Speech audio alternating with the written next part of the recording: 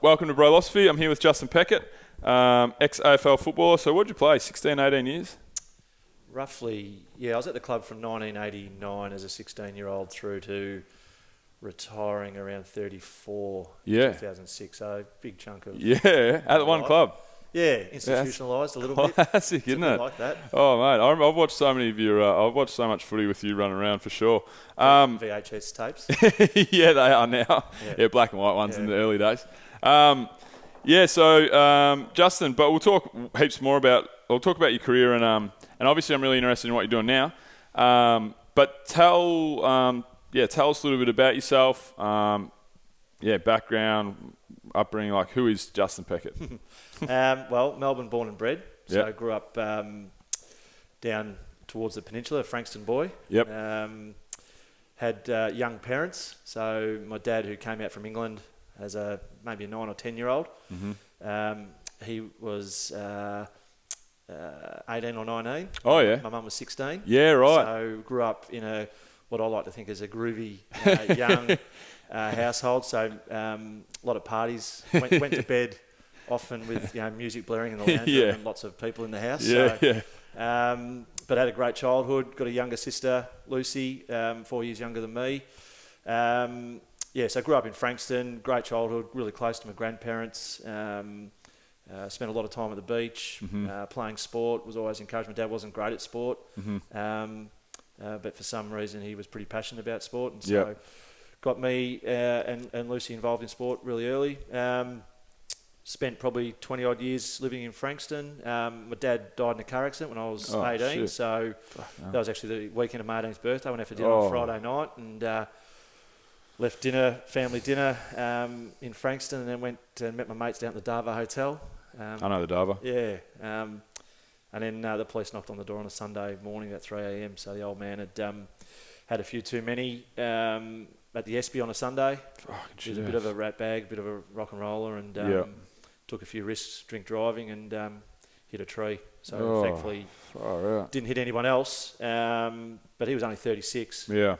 And I was 18. My sister was 14. So that was pretty significant. But life goes on, and I've grown up and got married and got 7 kids of my own. And 7 kids? Yeah, I wouldn't recommend it.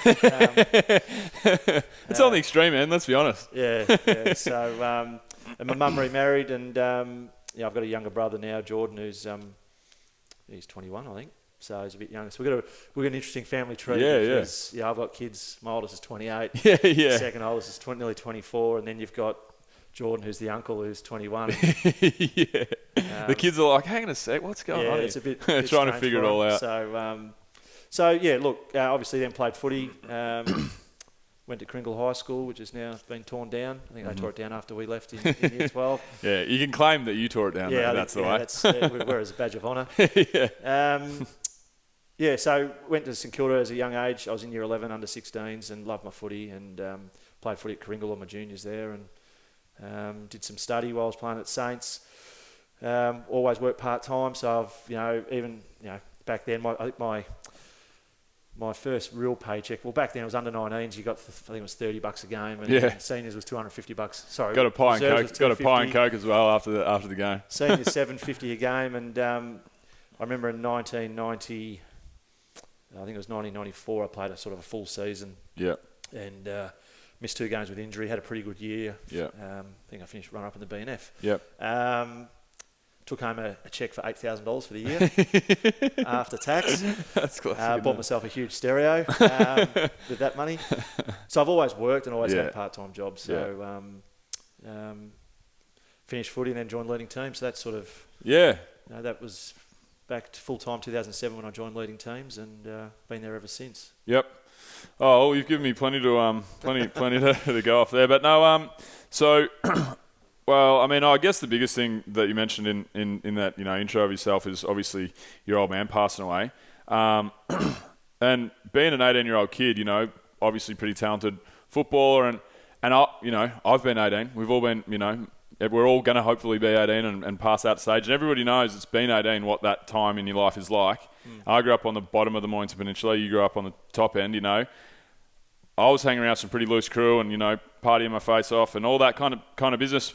So for you, like losing your old man at that point, what was that like for an 18-year-old kid losing you? You seem like you were pretty close with your dad. You talk about him pretty fondly, I can tell. Yeah, absolutely. As I said, I had a great childhood. My dad was Yeah. a really, he was a hard worker. He was a good man, but made some poor choices, which cost him. It was really tough. It hit me like a ton of bricks. Obviously, my mum, she was only young as well, and had 2 kids, and so I was probably already a little bit loose at that age anyway. But you're a Frankston boy. I was a Frankston boy, so again, badge of honour. But I went off the rails. There's no doubt about that. Yeah. And so in those days, you grew up in a footy club. There's lots of alcohol around, and so it's it's part of the culture and all those sorts of things. And so I sort of turned to beer a fair bit, and it became a bit of a priority for me. Yep. And so I started really, it was almost a case of history repeating itself. So risky behaviour, drink driving, all that sort of stuff. And even though, someone was, hang on, your old man died in a car accident, hit a tree because of drink driving, why would you do the same? And, you look back and go, it's silly, but it was just what I was doing at that point in time. And I was probably going to do it until potentially something significant happened to me. It wasn't a great time. I had close mates who really, got around me, and it affected my relationships with my mum and my sister and some other people that were close to me. But I didn't handle it well. Yeah. And as a young man, you don't talk about it a lot. It was difficult for my mum.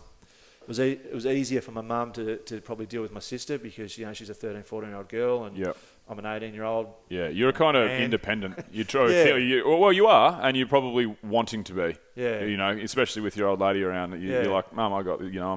I'm my own man. Yeah. You would have been a lot more difficult to deal with than your sister. I was a lot more difficult to deal with. For sure, I'd imagine. And so I remember just recently, Mum sort of talking to my wife Teresa about some of that stuff, and Mum just wanted to put her arms around me, but didn't feel she could because I was so I don't know, stoic, or I was just I'll be closed off, shutting down, that sort of thing. So it's only that would have been 25 years ago, 25 years ago, something like that. So I was 18. What am I now? 47. Yeah. Turning 48 this year. Yeah. I wanted to give you the benefit of the doubt, but pretty much 30 years ago. Yeah.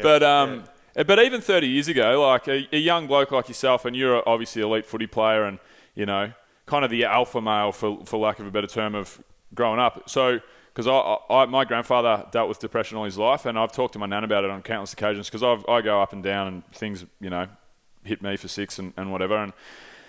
But nowadays, it's much easier to open up and talk about how you're going, and even to your friends and to your mum, obviously, and your family, but to your friends, I feel like, and to the general populace, and my grandpa's a generation again before, where he couldn't open up about it at all, or he would have been looked down on, no one would have done business with him, all this stuff. And I reckon 30 years ago it would have still been quite similar, because that stigma of like mental health and opening up and talking, really, in bloody 1990, it was not a thing that you'd. Did you feel like that? Were you agree there, or?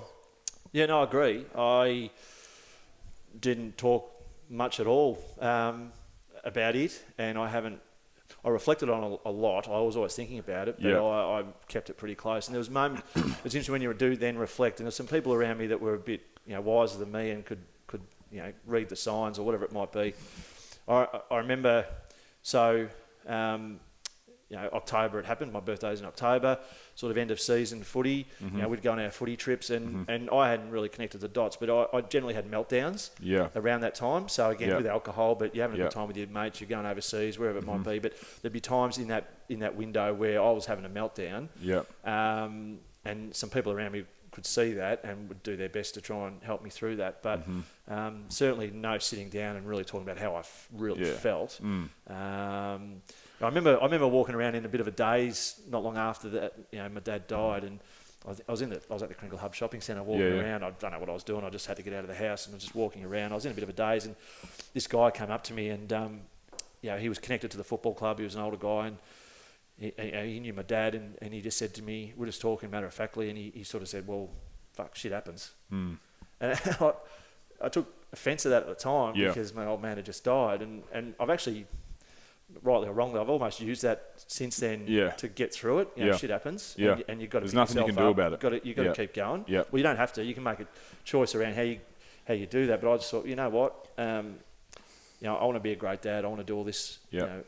And I remember reflecting when I turned 36 and I've got kids, I'm thinking, wow, 36 is young. Yeah, oh man. I'm 34. It's really young. Just turned 34 just the other day. And I'm a child, mate. Yeah, you are. Really. It's a horrible thing for anyone to ever go through. I couldn't even imagine it.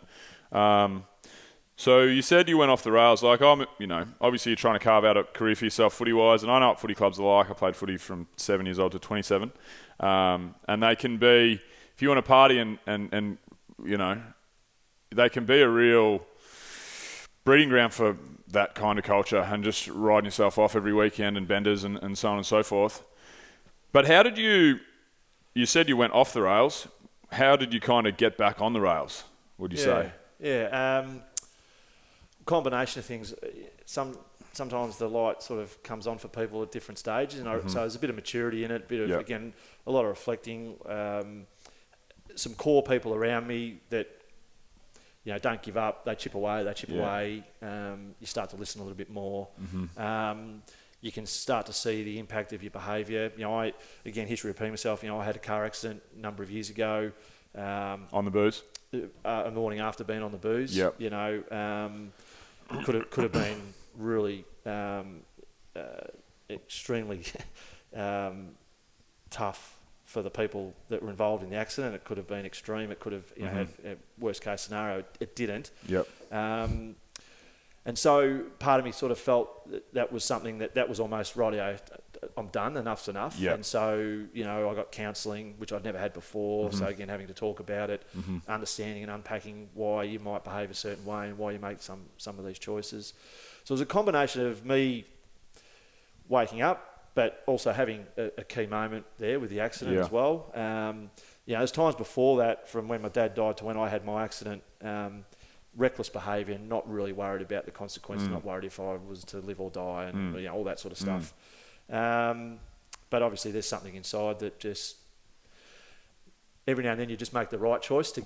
Yeah. Wouldn't mean you'd make 4 or 5 in a row, but you'd make enough just to get you back. Yeah. And then you might, slip back again. But, definitely. You just start to get a bit of momentum. You start to see the impact of making better choices.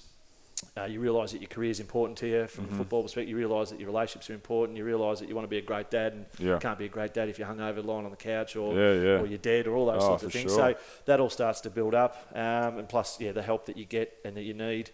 And I'm a firm believer in, you can't force it. People need to be open to, and there was nothing anyone else was going to be able to do really until I'd realised. Figured it out for yourself. Yeah. And wanted to progress. Yeah, and potentially there's a bit of luck involved because you engage in risky behaviour. You might not, live through it. Oh, yeah. But if you live through it and then have those realisations and then have the people around you and then you're ready to be helped, then you get the benefit of that. Yeah, no, for sure. Everything that you said there is very, very... I understand it quite well. I think my mates, myself and my friendship group really towed the line of, a few steps in the wrong direction and really snowballing. And we did, some of us. I've had mates in rehab and mates that died in car accidents. And John McCarthy was one of my mates. He fucking died on footy trip. And, and I could have killed myself 20 times. I tried to do a backflip on a dance floor one night, pissed, and split my head open and got rushed to hospital. Told my mum and dad I was suspected brain damage and paralysed, and and I woke up, no worries. I know it. I feel like I know what you're talking about, and it is really a fine line. I think that you can just enjoy yourself way too much as a young Aussie male. I feel like we're terrible. Well, invincible. If the consequences aren't dire enough, you go, oh well, I got away with that one. And you go again and you go again until the consequences are dire enough to go, hang on, no, I've got to stop, or I've got to change, or I'll end up like some of my mates, or I'll end up like my dad, or I'll end up with a rubbish career, or I'll end up... And until you're mature enough and you've gone through some of those experiences. So I've had my time again. I'd make different choices, but I am who I am today, right here now, on the back of all the choices I've made, good and bad. Yeah, for sure. And I'm in a pretty good spot. Yeah, no, that's good. I could take back a lot of stuff, but I reckon if... Hindsight's a wonderful thing, If I had a rerun of it all and I wasn't as mature as I am now, I'd probably do all the same shit, Well, the fact is, some of it, you're having fun. Oh, yeah. So why would you change? And I think one of the things that you said there was You would go, I got away with it. Me and my mates one day would driving down from Rye to the Connie in Sereno. Yep. And so we'd been like, the Connie's 1 a.m. So we'd been just at a house or whatever, drinking beers at our place. And there was 4 or 5 boys in the car. And I had my mate. My mate was sitting in the front seat with me. I was driving drunk, and we had 3 mates in the back, and they were all quiet. And my mate's like, "Oh, we got to fire the boys up." He goes, "Watch this." He climbed out the window and onto the bonnet while we were driving, and I drove him to Sereno, fucking pub. And then that stuff at the time, because I was taking plenty of drugs, drinking plenty of booze, all that stuff. It was like a pissing contest where like. That was what me and my mate Roysey did one weekend. So like, you know, another mate of mine had come up with a wilder story. It really became like an ego thing of like, how loose can we get, you know? Yep. And it, people fuck themselves up doing lots less ridiculous shit than that all the time. So yeah, we were definitely lucky. And I think, I probably started to grow out of it a little bit when I was probably 26, 27, I reckon. I had a few things going on with like party drugs and what have you, and I just couldn't. The days were so hard in my life, you know. I was like, fuck this, I'm really making just Monday to Friday really difficult for myself, you know, at the moment, and I'm never going to go anywhere just with this mindset.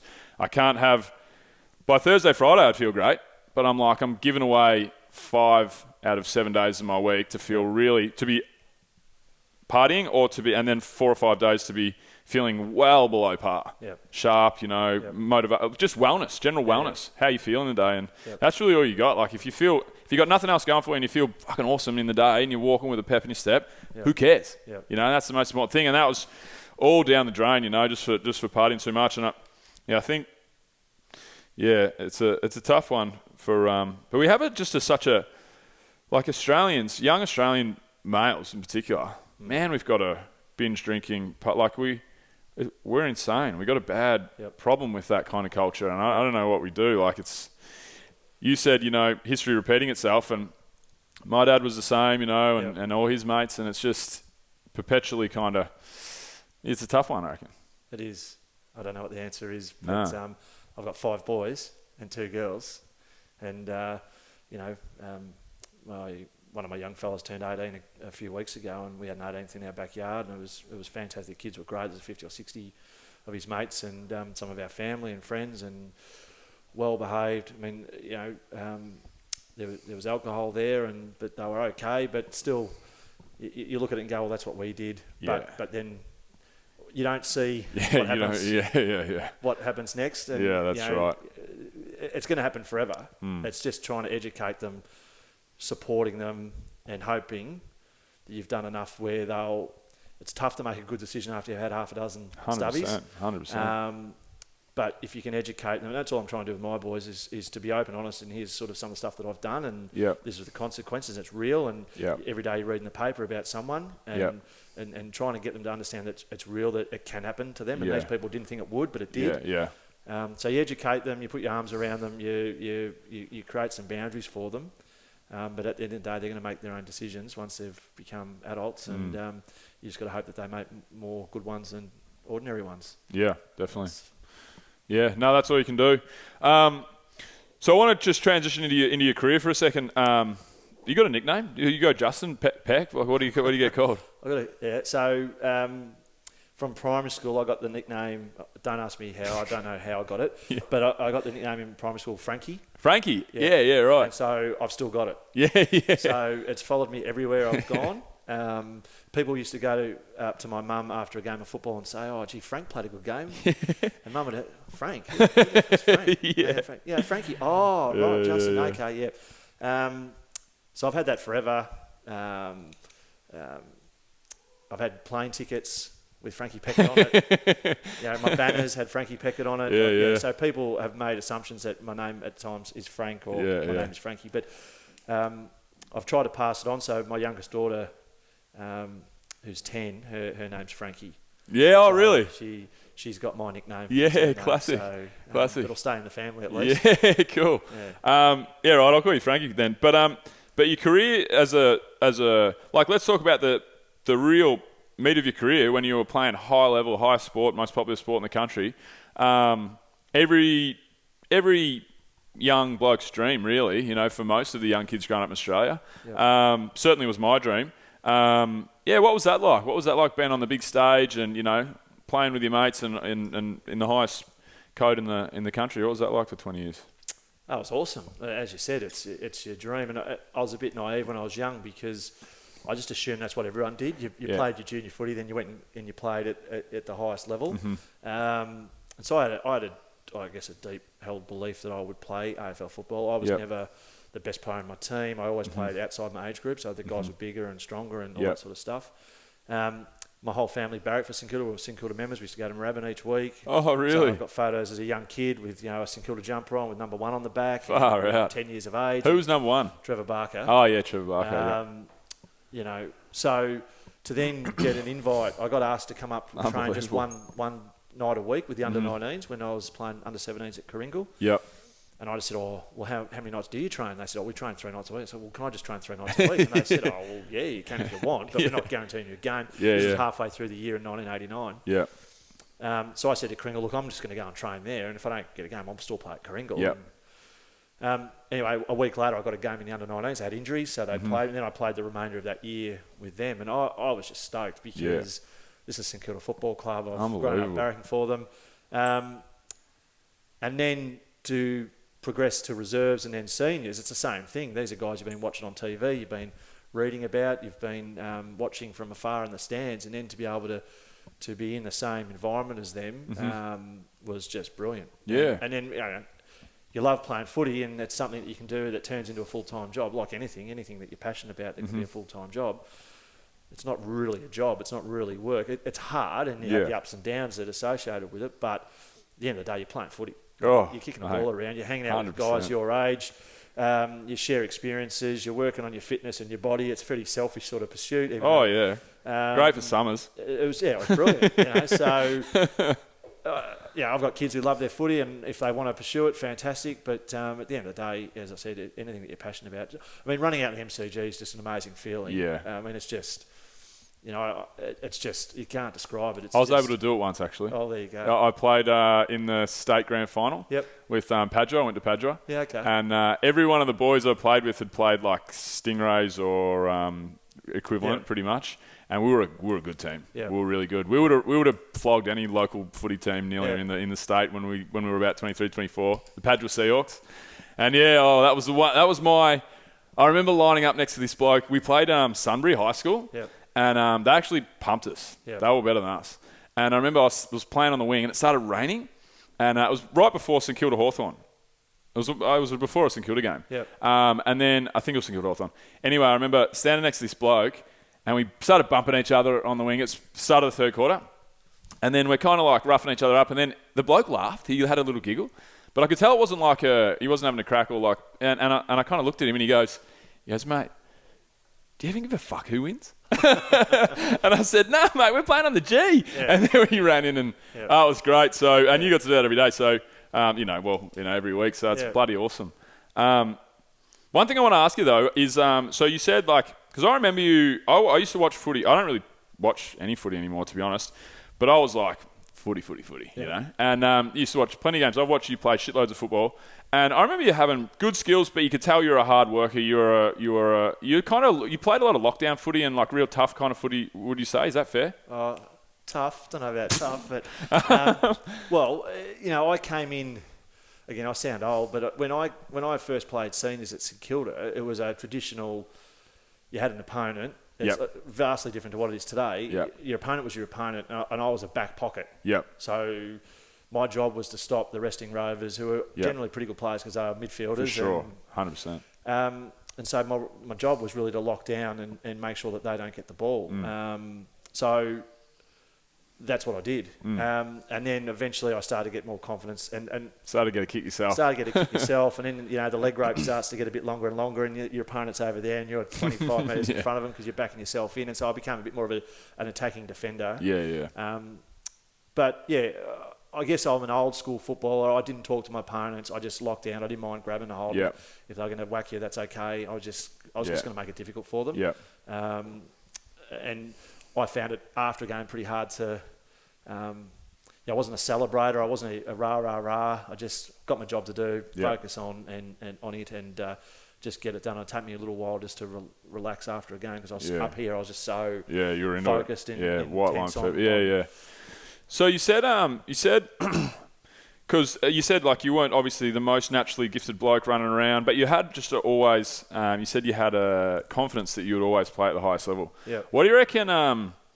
What do you reckon gave you that inner confidence? Because there's a lot of blokes that are the opposite. You know, like I think I've seen a lot of blokes that are so. You would have seen more than me. So talented, uber talented, and then put them on the bigger stage, and they just something doesn't click. You know, and I think it's like self-doubt, pressure, performance anxiety, I guess you could probably call it. Yep. I think my brother had a little bit of that. My brother was such a good footy player. Played Stingrays, played really high-level Rays, and I watched him play with blokes that he'd played with for his whole life who were pretty good footy players, but I always thought my brother was... I know, I might be a bit biased. Yeah. But he never could put it together mentally, I think. He just put too much pressure on himself. Yep. But yeah, what gave you that inner, I don't know, determination or belief that you would make it? I don't know. I just I don't know what the answer is. I just had this again. It might have just been the fact that I was a bit naive. I just assumed that this is what happens. This is where everyone goes. But my mum and my dad in particular was very very very supportive of my football, and so were my grandparents and. I had good junior coaches, and I played in good teams, and I didn't mind. It was almost like, what's the worst can happen? Yeah. So Saints ring and say, we want you to train one night. Well, hang on, can't I train every night? I just had that sort of. And at the time, there was guys who were much better than me, as you said, who were killing it at local level, were really skilled. But I reckon some of them just were either lazy and couldn't be bothered, or scared and fearful if they do and they don't make it. Well, I just had I just wanted to play. Yeah. And I wanted to play at the highest level I possibly could, and if I got a bit of an opportunity, I'll take it. I mean, towards the end of my career, I'd go around to Grant Thomas's house, the coach at the Saints at the time, and he'd have the whiteboard out and he'd say to me, "Look, mate, you're not even out of the top 25." And so I don't care. Yeah. As long as I can be on the list. Yep. Gives a chance. I know what I can do. I know that I can add value. I know that if there's injuries, I'll be there waiting, and I'd rather do that than be sitting home watching TV going, I probably could have played this year, and look, they've had half a dozen injuries, and I reckon I'm better than him.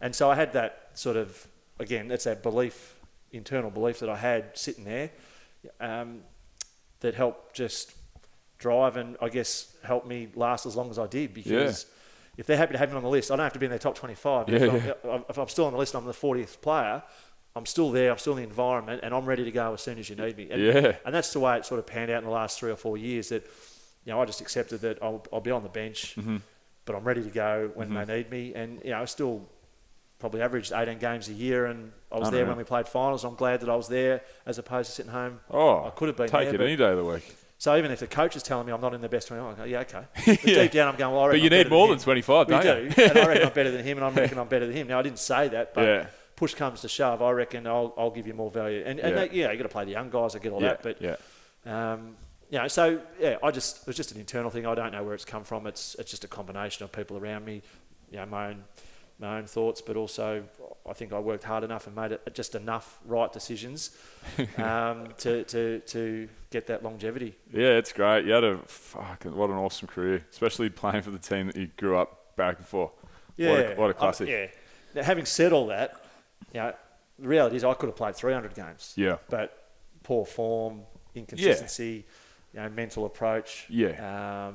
Alcohol. But if you're that 19-year-old bloke and you get the call from St Kilda and you go, look, here's the two options. You can come and put in, and we'll give you 18 years, and or you can have the other option of doing whatever. You'd probably take the career you had. Yeah, yeah.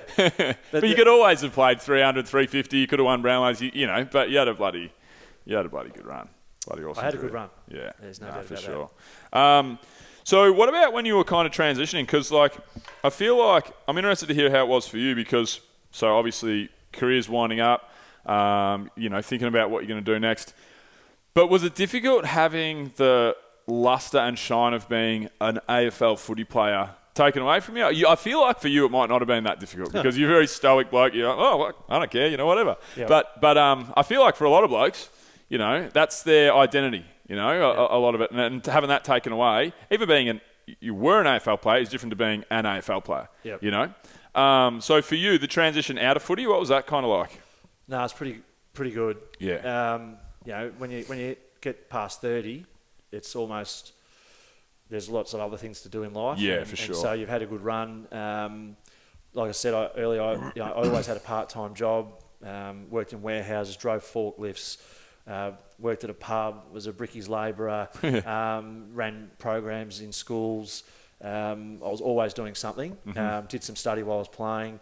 Got married. Had a whole bunch of kids while I was still playing. So, it was interesting because I felt I'm ready to go. Yep. Yeah, I'm ready to go to the next stage. But then when it happens, there's still a bit of, hang on, but there's so many other things. I thought I was locked into one career path post-footy. Yep. Then I started thinking, hang on, there's other things I could be doing. And so that sort of gets you a little bit in terms of, hang on, do I want to go down there or what else could I be doing?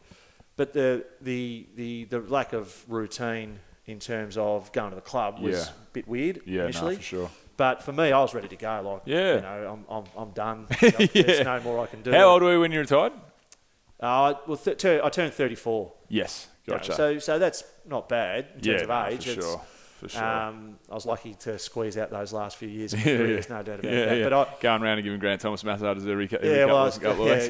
Just make sure. Mate, you're not even in your 30. Wait, Tomo, just keep me on the list. I was a bit cunning like that. I made sure I had good relationships with most of my coaches anyway, and the people at the footy club, particularly finance department and all those. So I had some good relationships at the club, across the club, and I did a lot of work with the admin staff and the management of the staff, which a lot of players wouldn't have had exposure to. So, I was very much in a part of the whole club, not just coming in as a player and then leaving as a player. And obviously I'd been around a long time, so I miss playing. But as you get older, you get a lot grumpier, and you start to question why am I doing this? Training. Why are we doing this? I miss elements of the training. But all the meeting, where footy's got to now, their whole year is mapped to the minute. And as a grumpy old bloke, you sit there going, really? Why? All those sorts of things. So I was ready to go. Cool. So all right. So I'm not exactly sure this is exactly twice in a row, though. Yep. Not sure exactly what happened post-career, what you went into, but obviously now, you're chairman of leading teams. So what is it, what got you into that? And what is it about leadership that fires you up? Yep. So Ray McLean is the original founder of Leading Teams. Mm-hmm. He came to St Kilda Footy Club in the summer of 94-95 to run Leading Teams at St Kilda for the first time. So Stan Els was our coach, great coach, ahead of his time. Leading Teams is an empowerment model, and it's about culture and leadership, but primarily around improving a team's performance. So Ray introduced the model. We're on a camp. This is how old school we were. We're at a camp, pre-season camp in Lorne in January, so middle of summer, school holidays. It's pumping down there. And you got these AFL footballers doing their pre-season camp on the beach and all that sort of stuff. And then because we loved a beer back then. Straight to the Lawn pub, for sure, until close, and then to the disco, and get up, hungover the next morning. And I remember, and speaking to Ray since then, he reflects. He goes, "Oh, what the hell have I done here?" Because he's trying to work with a group of elite AFL footy players, and introduce this model, which is about improving performance. So a lot of us were a bit sceptical because it was going to challenge us to change behaviour, look at our culture seriously, do an audit. What are we accepting from each other that we shouldn't, particularly if we want to go from here to here as a football club. Then look at ourselves as individuals, but in an open way. So, being able to give each other feedback around performance and behaviour and your buy-in to where the team's going. So that got introduced to St Kilda in 94-95. Now, I think we'd just recently won a wooden spoon. We're a basket case. Despite having good people in there and some good players, as a collective, we weren't great. Then by 97, we're playing in the grand final. So... I really enjoyed Ray's facilitation. We built a strong relationship. he then started to train some of the players as facilitators to go out into the community and run life skill programs. So I'd go out and run multiple sessions with the same group of kids who are at risk of leaving school, come from broken homes. Used to go and work in the adolescent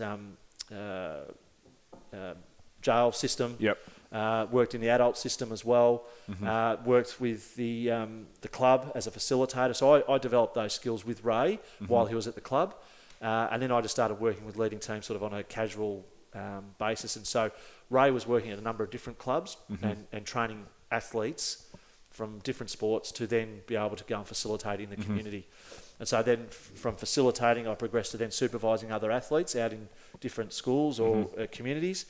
And then from there started to work with the prisoners and the corporates. Did all that while I was playing. Prisoners and the corporates. Yeah, well, actually some of them are the same. So, it's just not in jail yet. No, that's right. And so that became my career progression. That's what I became passionate about, helping people try and improve, use my own experience of where I haven't been my best, but also where I've been able to make change and improve. All right, cool. So leading teams, obviously, for you guys at St Kilda Footy Club is obviously about performance in the sporting arena and as individuals, which is going to roll into your sporting arena. And obviously, people can probably pretty easily apply that to, the corporate world and C-level leadership and trickling down to, whatever departments and so forth. But so I'm quite interested in what you said about, helping troubled youths and so forth and people that will need to get back on their feet after they get out of prison, for example. Yep. So in terms of leading teams, on an actual logistical basis, when you're out with these groups, what are you actually trying to do? What are you going through with them? What does it actually look like? So we have a model that we use regardless of who we're working with. So it doesn't matter what type of team or industry. It's our what we call a high performing teams model. Yep. And so there'll be different parts of that model that be more relevant depending on the team. But essentially we use that model regardless of who we're working with.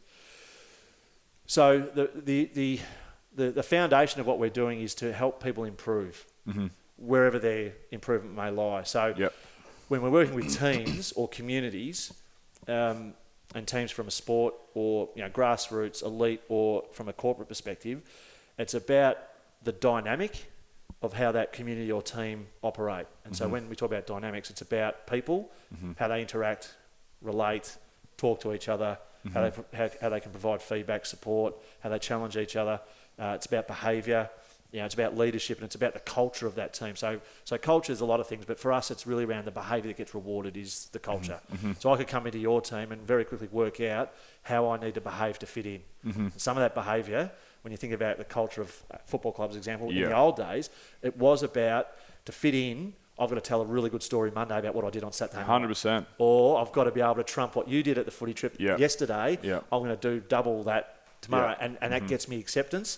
And that, if you can get a kick, that's a bonus. Yeah. So being a good bloke, handle your grog, be able to tell stories was part of how you could fit in. Now, it's changed a lot since then. But in a corporate space, I've worked with corporate teams and very quickly you work out, okay, to fit in here, you're allowed to be aggressive. You're allowed to ignore people. You can turn up late. You can leave early. You can, you can white ant people. And that gets rewarded because no one challenges it and it's just part of how they operate. Okay, so over time, even though that might sound or look foreign to me, I get inducted into that. People around me do it. The leaders do it. Okay, well, if I want to stay here and fit in, well, then that's how I'll behave. So our model just helps teams to understand what they do well and what's productive, what's counterproductive, particularly if we recognise this is where we're at now and this is where we want to be. So at the Saints, one of our camps down in Warrnambool, we got locked away in a room for 3 days, no windows, and we basically locked ourselves in there until we came out with an agreement around where we want to go. And we described ourselves horrendously. We're a bucket of shit. How would the opposition describe us? We couldn't even come up with words that were worse than the ones that we'd use to describe ourselves. Okay, where do we want to be? How do we want to be described? A lot different. Huge gap. All right, so what needs to change? And so improving performance is not just dynamic, it's also what we call mechanics. So game plan might have to change, or we need a new policy or procedure, or we have to do a different org chart, or we have to develop a different strategy. So all of that combined leads to improved performance. So it's facilitated approach. So I go in, I can have a chalkboard. I used to have a chalkboard in the old days. We have whiteboards. And I just have a texter and I've got questions. And I ask the group questions, and then ultimately facilitate a discussion that leads them to getting the outcomes that they want around where their improvement lies. That's interesting. And yeah, I again, like I've said this a number of times in the show, I fully understand the footy club aspect of that. You know, I grew up at a club where footy trip was the be-all and end-all, and I went on one when I was 19 when we won the flag, or 20, and I said, I'm not going on one of them again. And I was like one of the boys 100%, and but I just didn't like what I saw, but I was like the odd one out. And I was still one of the boys, and it was no worries, but I was looked down upon from like the hierarchical, you know, because it was so old school, and it's one of the real problems of the club that I played at. So when you're going into when you're going into, again, I'll go back to the troubled youths and and people that are in the slammer.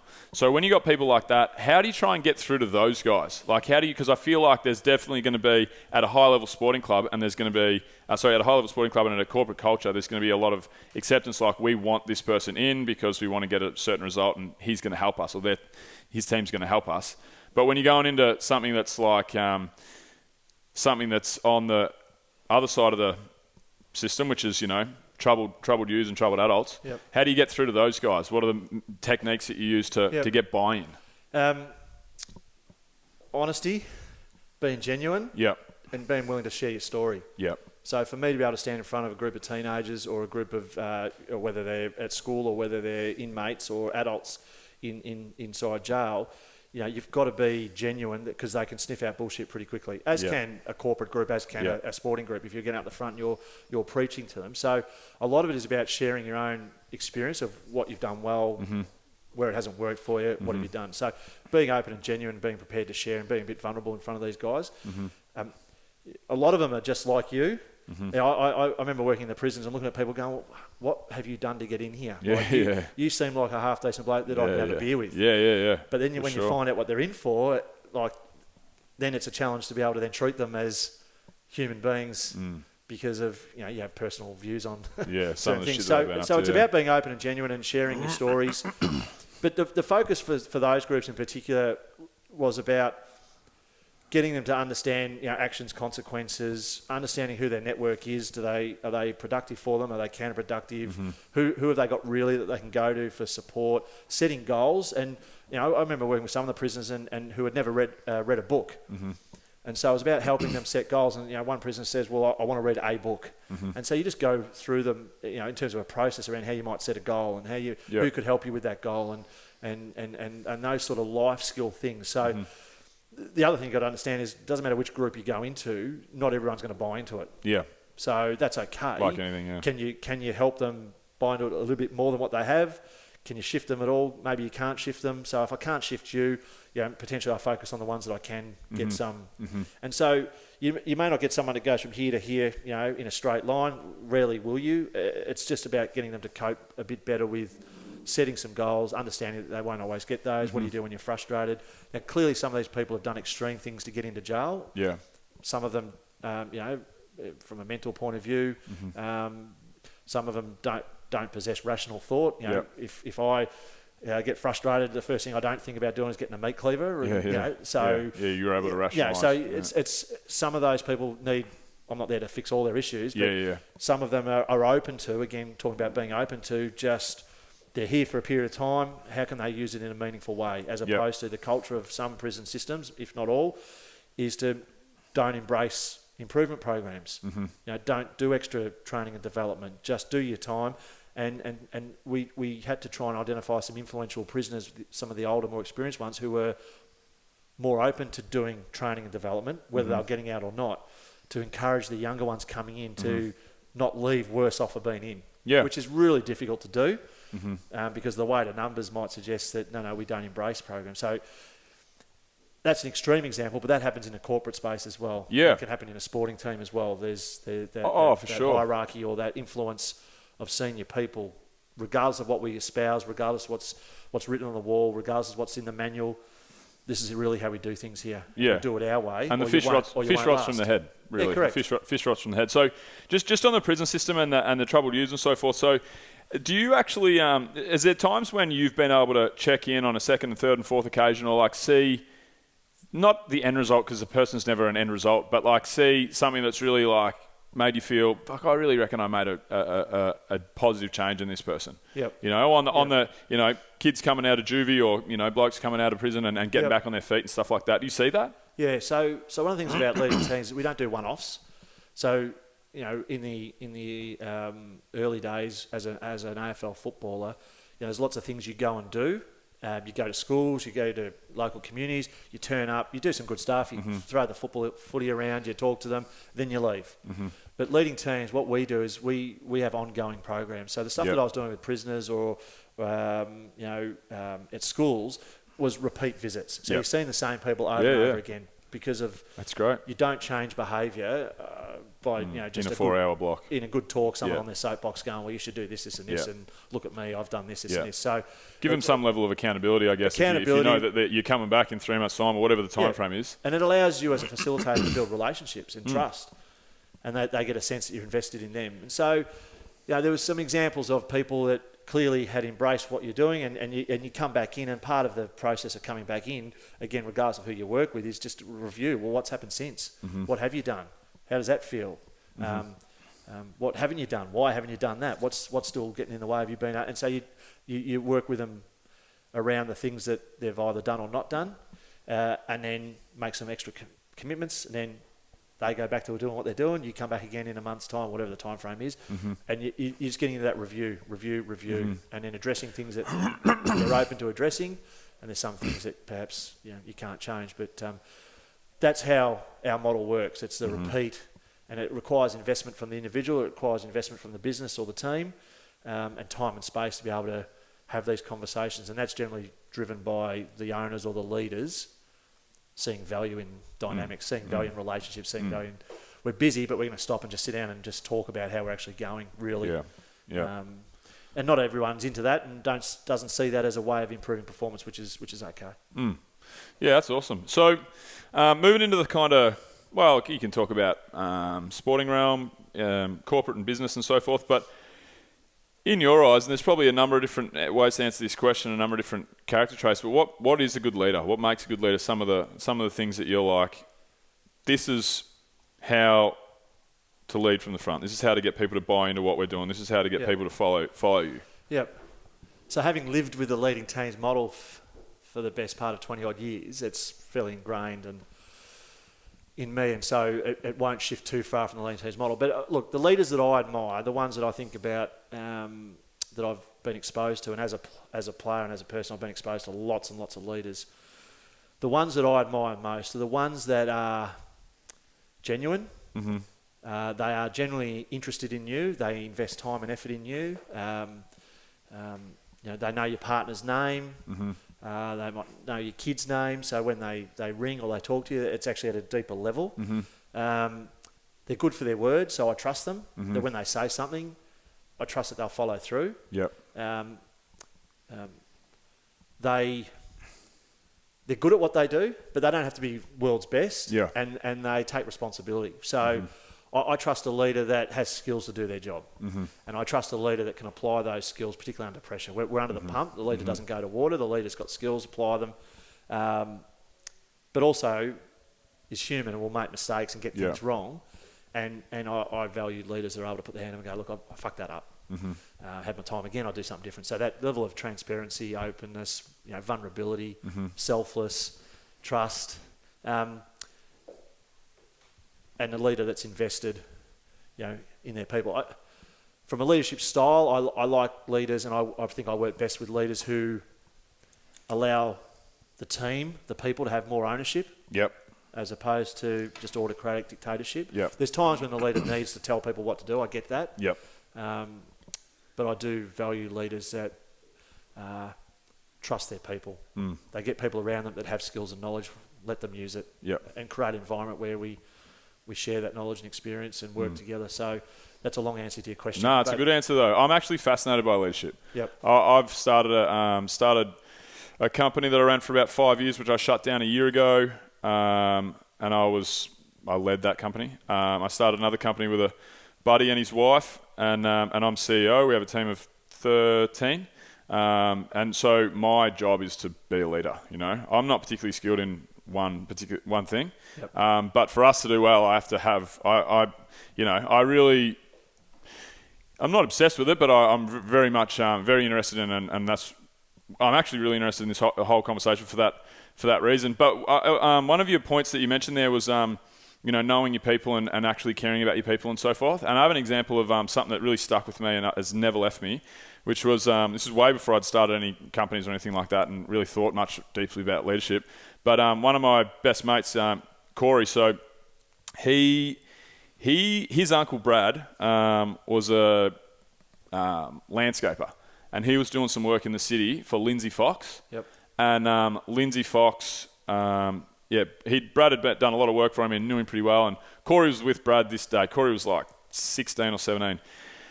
And Lindsay came out and he's like, "Oh, g'day, Brad." And Brad's like, "Oh, this is my nephew Corey, Lindsay." And he's like, "Oh yeah, g'day, Corey. How you going? What do you do with yourself, Corey?" And Corey's like, "Oh, Corey was an elite cricketer, played like county cricket and stuff. Yep. Didn't play higher than that, but bloody good cricketer." And he was 16 and he was playing in Country Week. So that's, you know, Country Week? Yeah. It's the equivalent of, like, obviously, for people listening, it's equivalent of representative cricket, higher grade cricket. And anyway, so Corey was 16 and he was playing in the Senior Country Week. And he was like, "Oh, you know what, Lindsay? Well, actually, I'm playing Country Week this week. It's my first time. I'm pretty nervous." And Lindsay's like, "Oh, mate, that's unreal." And asked him lots about it and so forth. You know, they had a 5-10 minute chat. And then Corey played that Country Week and started playing cricket all around the world and had a good career or whatever. And then for whatever reason, because I think Lindsay Fox has I don't remember the exact details of the second meeting, but I think it might have been when Lindsay might have I think he's got a holiday house in Sereno. He's probably got a holiday house. Yeah, and Port City and Blairgowrie, right. But Corey bumped into him, because Corey lives in Sereno. Corey bumped into him. This is 5 or 6 years later, and Lindsay walked up to him and said, "Corey, how are you, mate? Geez, I haven't seen you since bloody you and Brad up at my joint." He goes, "How did you go in that Country Week? Did you make some runs? I've been wanting to know this whole time." Yeah. And Corey said, I don't know if he called me or whether it was just, I got goosebumps thinking of talking about it. Yeah. And Corey said to me, he goes, "Mate, you'll fucking never guess what happened to me today." Yeah. And he told me how it made him feel. He goes, "I know why this bloke's so successful." He goes, "That made me feel better than anyone's ever made me feel in my whole entire life, regardless if it's one of the richest men in Australia or just some bloke off the street." You know, to 6 years later, from a chance meeting, 5 or 10 minute conversation. And that stuck with me forever. You know, it really did. And before starting companies, I've got a bit of a shit memory. So I used to, I still do it to this day. If I go to a new gym or a new co-working space or a new place where I'm meeting like 10, 15, 20, 50, 100 new people, I take notes in my phone for people. Like, you know, Frankie, name's not actually Frankie. Silver Fox, beard, played AFL. You know, but I'll never really have to refer to them. But when I see it, I've also heard it, and I see it as well, and it kind of a bit more ingrained. And I try and take that pretty seriously because it's always been something. I've always had a shitty memory, but I know the impact that listening to people, caring, showing that you've heard them, and you want to genuinely know about them, is so powerful. Yeah. Fuck, it's awesome. So it's interesting because, and I love that story because I work with a lot of leaders and I often challenge them around, you know, would your people, the people you deal with or the people that you come across, would they think that you're genuine when you're speaking to them? Yep. And if they do, or if you feel that they're genuine and they see you as genuine, then that's a great thing from a leadership. They'll follow you, they'll trust what you're saying, all those sorts of things.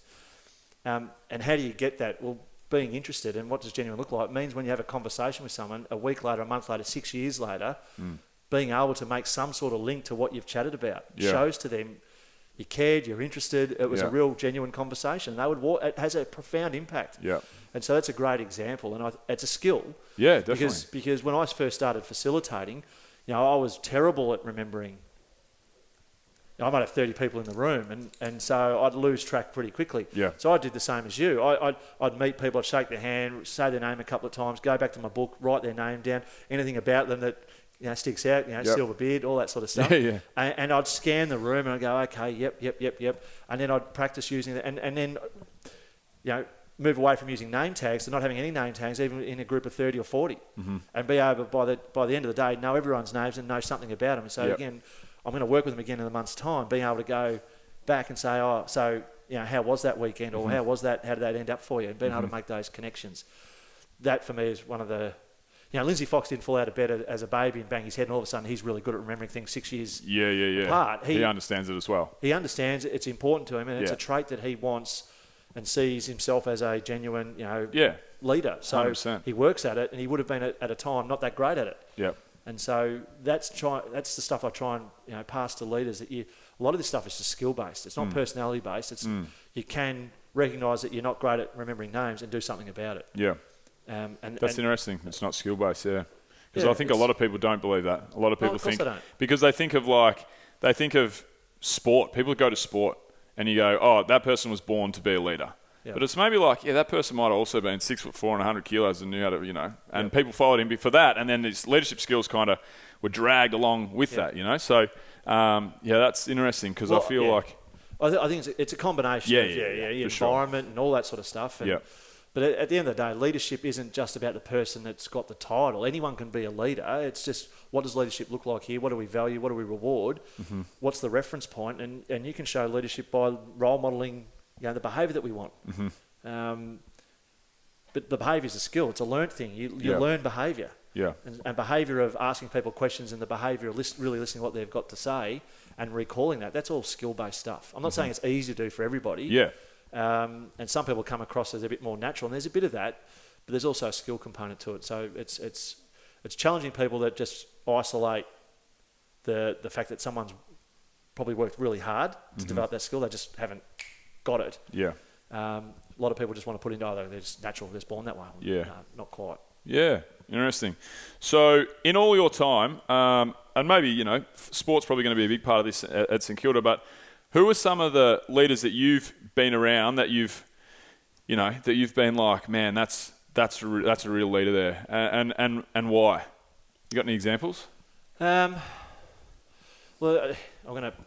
you'll leave people out when you start to come up with examples, but one guy I will mention, and he's actually a good mate of mine, but Jason Cripps was a player at St Kilda Footy Club and had a couple of horrendous hamstring off the bone injuries that derailed his career, but he came back from being told he'd never play again and all that. So it's a great story. But his leadership was based around a little bit around what he would say and how he would challenge people, and try to influence people to make better choices around preparation in particular, and being disciplined and committed to your training and your preparation. And I ended up living with Cripper for a little while many years ago, and no coincidence that my diet got better, my training got better. He had a high level of influence, and I followed his lead. I followed what he did. He wasn't the captain. Yep. It's just and that had a big impact on me in terms of how I went about my football and how I saw my football. I wasn't an angel. I didn't always make the best choices, but from a leadership perspective, it's not someone who's the captain or the coach or best player. It's just someone who we've got an expectation around how we go about things, and it's anyone who can role model that and influence others to do the same. And so leadership's about having followers. And I followed Cripper for a period of time when we were training and playing and living together. He was influential. I followed him, and I got better as a result. Some of our captains over the time, Spud Frawley, I loved and was close to, and he was my first captain, and I played beside him in the back pocket. He was my full back, and he was a huge man and very scary man, and he would not hesitate to let you know if things weren't going well, or if I'd done something that was outside what he would have expected. But he was great at the follow-up. So he might give me a clip. Clip, but if it wasn't at quarter time or at half time, or it'd be after the game or during the week, and he'd come up and say, listen, the reason I said that to you, blah, blah, blah, and he'd talk to you, and he was invested. He doesn't have to do that. Yeah, no, for sure. I'm a young bloke. He can just have a crack, earn your stripes, but he was more invested in that, and so, again, built strong relationships. And again, that just goes back to the stuff we were talking about before about what I value in leadership, or what leadership looks like. And so there's just a couple of examples I'd use. Yeah, I think they're great examples. And I think I really like the Jason Cripps example because it's not, as you said, he wasn't a vice captain, a captain, a coach, or the best player, but he was a leader, because people, I think a lot of the time, everybody listening to this show, they're not going to spend bugger all their week thinking about how do I become a better leader? You know, like that's just because it's probably not what they're invested in their life at the time. But I think in anything in sport and in the corporate world and so on and so forth, I think it was a great example because you can be a leader. You can show leadership and you can get people to follow you. The environment, though, has to allow people to be able to do that. Yeah. So the environment allows a cripper or anyone in your business or your team, it's okay for me to role model this. It's okay for me not to have played 100 games or I've not sold the most stuff, the most cars or whatever it might be. But I believe in our trademark, our values, our behavioural statement, and I live and breathe as best I can. And that's leadership in itself. And if I see something, I feel compelled to say something about it or do something about it. The environment, the team, the culture, the organisation allows people to do that as opposed to, I see something, I reckon I've got a player, I've got a team member that's not doing what they should be doing. The manager or the coach or the CEO or the HR will fix that. Yeah. Now, we've got an environment where it frees us up. There's no real hierarchy. We've got an org chart, but we don't defer to that. We defer to our behaviour, our trademark, our values to guide us. Yeah, that's great. One of the things that I did poorly with my first company was we had no brand values, no direction in that regard for any of our employees. So like everything, nothing smelled and the brand looked pretty and to the outside looking in, but it never, for me, there was never any congruency. There was never enough autonomy within the team because they didn't have that structure. So one of the things I've done a lot of things poorly in my current company, but myself and Drew, one of my co-founders, we sat down and we spent a lot of time going through, right, what are the brand values that we have here? And okay, cool. What does that mean for how we actually enact with our people, This might not be the right word, but, how do we communicate? What communication style do we use? What is our why and what is our singularity, And dripped all the way down to, one sentence, one phrase that everybody inside, we hope that everybody, okay, if this decision is going to influence our values, is it going to influence it positively or negatively? And I think that's for me has been a massive positive move in like my skills, I guess, as an entrepreneur, is knowing that. And it just gives you a foundation to, I guess, build upon. And I think my old footy club, it's a real old school footy club.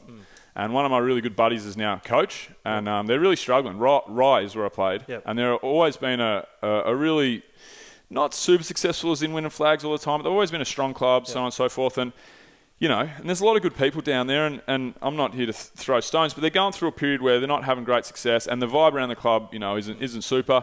And I really feel like they're kind of maybe a little bit stuck in the 90s, and the 80s and 90s kind of vibe. And I feel like the number one thing that, Rye could do with would be, a rebrand and actually laying out the foundations of, hey, this is what we want to try and do and I think it has a lot to do with the junior kids coming up and this is what we want to achieve. We want to be and if I was to have a crack at it, we want to be a safe, fun, engaging environment for people to grow and have a community and so on and so forth. But I just feel like they're just lacking something there. And I feel like if they had, like if you went in there and you spent X amount of time, whatever it is, 4 3-hour sessions with the leadership, and the guys, but like maybe, you would end up revolutionising the way that, I just think that's what they need.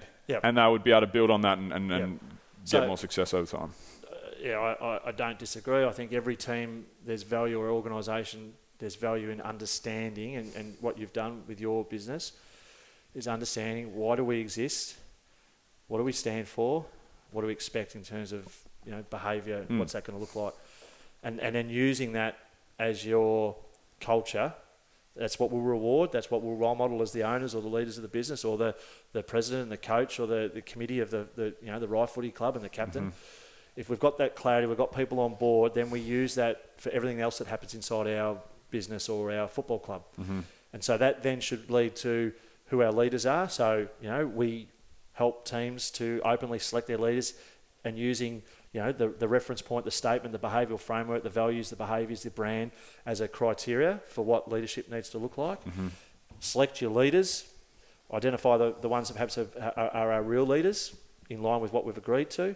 Then use your brand, your trademark, your purpose, your behavioural framework to then identify who should we recruit and who should we keep, how we then induct people in, because new people come in need to see the congruency, particularly from leaders and the most influential members, that this stuff that's on the wall or that we got told in the recruitment is actually real. Because I've walked in and you can see it everywhere. And then that'll then help us actually play the game or do our job, helps us perform, and then eventually we all exit. And we'll exit better off for having been part of a football club or an organisation that has a strong culture, that has strong leadership, aligned, productive, etc., safe, all those sorts of things. And so that framework that you talk about that you've developed for your business is the call to arms. It's the cornerstone. It should underpin everything or overlay everything that happens inside your business. We've got a business decision to make, but how's that sit in line with what we're espousing? Well, it doesn't. Okay, well then let's not spend any time on it. Or I can see old mate over there spending a lot of time on stuff that I don't know if that actually fits in with why we really do exist. You know, do we have an environment collectively, or do I have a relationship that's safe enough and strong enough to then go and chat to that bloke or that person or that woman around why are you doing that? Poor teams don't. The strong teams have a clear reference point for what they stand for, why they exist, what they expect in terms of behaviour, and then they filter that through everything that happens. They don't always get it right, and sometimes you drift, but then you've got that there to get you back on track. Had a bad month game-wise, we've lost 4 in a row. You know, are we really using our trademark to address what's really going on? Because it won't always be, we missed a kick or something in the workplace. It'll be the fact that our captain and our coach don't talk openly enough, or the players won't give each other feedback on the field. You know, we're whinging after a game about old mate over there. Well, a high performance environment creates the safety to be able to engage, and the clarity and the expectation. So high level expectation, high level accountability, and then high level of leadership to be able to make all that work. No, I love it. All right, Frankie. Well, we do want to get you out of here one of these days. So I want to ask you a couple of things before we go. Firstly, this used to be one of the questions that I ask every guest. We used to have a little rapid fire segment, but I actually am just particularly interested in asking you this. So any books that you recommend, or leadership books that have really grabbed you and you recommend to others? Well, Leading Team's got a couple of books out. There you go.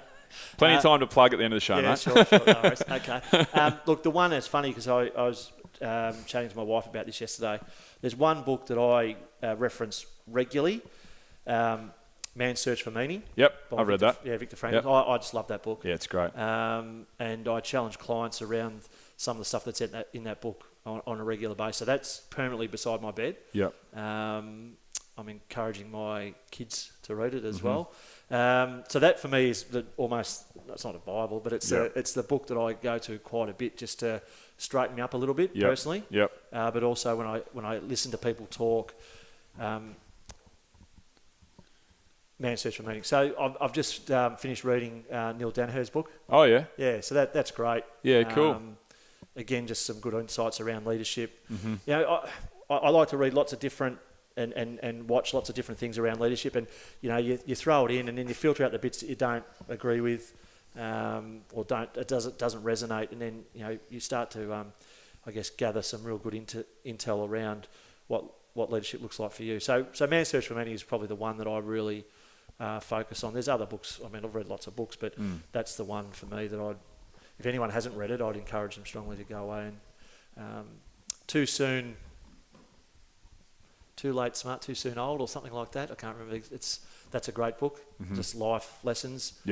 How we get old too quick and smart too late. in a lot of what we do. But there's a couple of books that I enjoy reading. I really like How to Win Friends and Influence People. That's I remember I listened to it. I didn't read it. I listened to it on Audible. And I remember listening to it and being so blown away. The simplest stuff you could ever imagine, just how to interact with people and actually care about what they're saying. Lots of that stuff that we were talking about earlier. And that's the one. I've listened to it again. I said to myself, I want to listen to this every 6 months for the rest of my life when I first listened to it. And I haven't done that. But I've listened to it a second time, and I will listen to it a third and a fourth, and I'll read it. And I just, that's kind of my go-to for that stuff, to straighten me up, I guess, to use your phrase. So, all right. So what's the future look like for you? What are you in 5 years' time, like, You got any goals, aspirations? You just love what you're doing now? Yeah, definitely not to have any more kids. It's one of my... I'd be very surprised if we did, to be honest. So, look, leading teams, going through some growth at the moment. I've just taken on the chairman's role, so I'm sort of learning and transitioning into that. So we had a conversation only a week ago at leading teams around what we'll look like in 3, 4, 5 years' time. Mm-hmm. So that's exciting for us, going through a bit of a growth phase. More active. Mm-hmm. So I love my surfing. I love being outside. It's just managing that because it's very easy to get really busy and travel a lot for work and all those sorts of things. So I'm making sure as I get into my 50s that I'm getting that right in terms of the amount of time I'm spending doing the things that I should be really doing, which is spending time with family and friends and having a good time. Having a good time on your own. But outside of that, it's sort of just business as usual. As some more family holidays would be good. Once they all start to get part-time jobs, they can start to pay for themselves just to help me out a little 7 bit. Must be a bit of a whack to the back pocket. It can be. So, so outside of the business growing and some more time personally for me and my wife and the kids, just sort of steady as she goes, really. Awesome. Yeah. Sounds good. All right, no worries. And lastly, where can people find you? Anything around, leading teams and stuff that you're doing personally? People will be interested in, from the show. Where can they find out more? Well, they just go to our website. That's got everything that they need to know. leadingteams.net.au or something like that. Mm-hmm. I'm not very... I think it's .com.au, mate. Actually, I think I was in there earlier. Very good. Maybe you should tell people where they can find me. So, the website has everything and... I'm obviously on LinkedIn and Instagram and all those sorts of things. Yep. So easily accessible. So if anyone wants to reach out, I'm happy to chat. Always happy to chat. Sounds good. All right, Frankie Peckett, it's been a pleasure. No, pleasure. Thank you. And that's a wrap.